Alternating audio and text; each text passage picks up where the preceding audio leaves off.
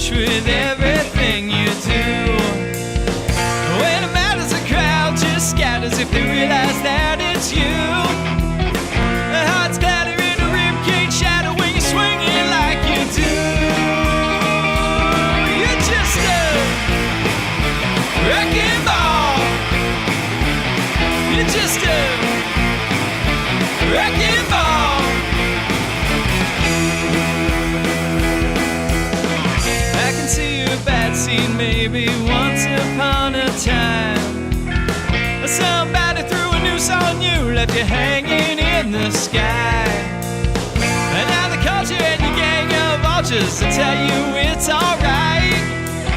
You get your chance with a little romance, stop sharpening your knives. You're just a wrecking ball. You're just a wrecking ball.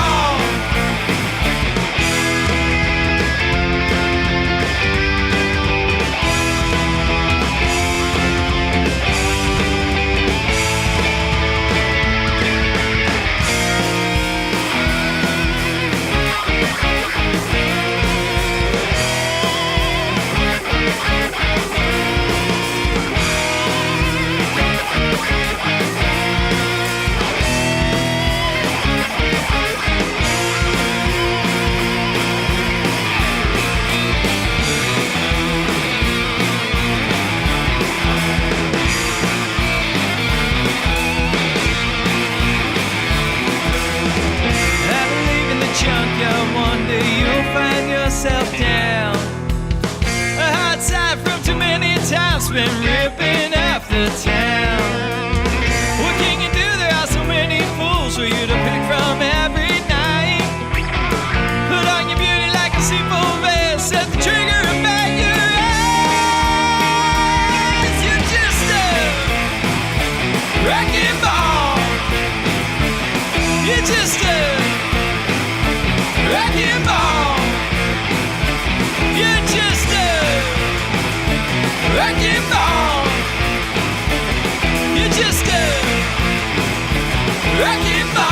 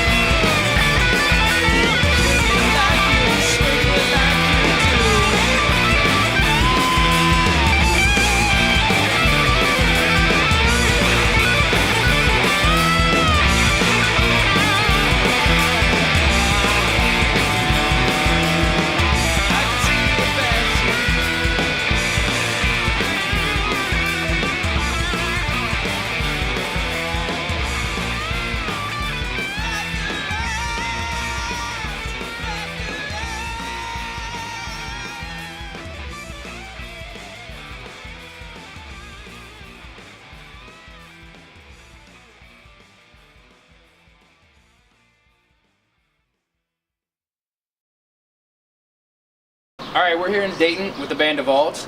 If you guys want to go ahead and say your names, who you and what you guys do in the band. I'm Craig Davis and lead singer. I'm Adam Mays and I play the bass. I'm Nick Blummel, I'm the drummer. Chris Jackson, I play guitar. All right, so how did you guys actually get started? Like, how did your band come together and, like, you know, give me the first basic steps. Who started it? Who brought who in? You know, give me the backstory, and then how you got to where you are now. Well, it kind of started out a guitar player that we used to be in a band with, Jeremiah Cooper, who moved off to Cleveland. He had talked to Nick through communication through work, and with Chris and I had been playing with Jeremiah for years. And so Jeremiah moved off, and we decided we wanted to get a new project going. So we picked up Nick, and he blew us away the first time we ever played with him. So he said, hey, we have this bass player, Adam, who I used to be in a band with. And I was like, all right, let's try him out. And he, again, blew us away. So we kind of clicked off right off the bat. How'd you guys come up with the name? Like Divulge, it's kind of it stands out. Actually, it was, I hate to admit this. I got up one morning and I was watching the morning show, and there was a comment that one of the hosts had said something about divulging information. And I'm like, divulge is kind of a cool word. Like what? And I looked it up, and it's about speaking the absolute truth about something that you've never heard before, and about sharing that with the world. And I'm like, you know what? That's a cool.